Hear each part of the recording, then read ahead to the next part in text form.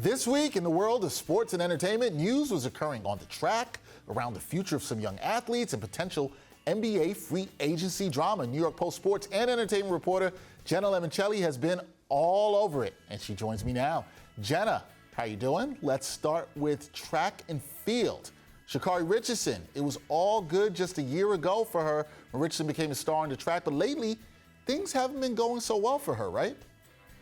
Yeah, Dex, things haven't been going so well for track and field sprinter Sha'Carri Richardson because she took to Twitter recently to express her regret over a Today Show interview that she did last July. Now, remember, that was her coming to speak out about her failed marijuana test, which ultimately led to her Olympic suspension and then her not being able to compete in the Tokyo Olympics. She tweeted, quote, "I wish I had the choice when it was time for me to tell my story." She didn't really divulge any more details, but in that interview, she did take accountability for her actions and said she knew what she had done wrong and that she had still made that decision and things of that nature. She also took to social media to express and take issue with the USADA, which handles the drug tests for Olympic athletes, and just called for transparency between the USADA and athletes. She also failed to advance in the women's 100-meter event, and that took place last Thursday at the U.S. Track and Field Championship. So not great for her these days. No, tough week for Sha'Carri. Now,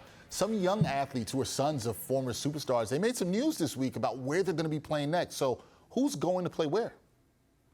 Yeah, pretty wild. I love to see family legacies carry on, and that's exactly what we're seeing lately in the news with young athletes and sons of legends. Now, we have Arch Manning, the nephew of Peyton Manning and the whole Manning clan over there. Of course, our guy in New York as well, but Eli there. But he committed to the University of Texas after a heavily recruited season, so he will join the Longhorns in 2023 after he graduates from Isidore Newman High School in Louisiana there. And he got props from Kevin Durant, who went and played college basketball in Texas, of course. And then there was Shareef O'Neal, the son of Lakers legend Shaquille O'Neal. He is going to play Summer League with the Lakers, according to reports. And he recently worked out there and had an interesting post-workout interview with reporters and said that his father really didn't want him to pursue his basketball career at this time. And he wanted him more so to focus on his education,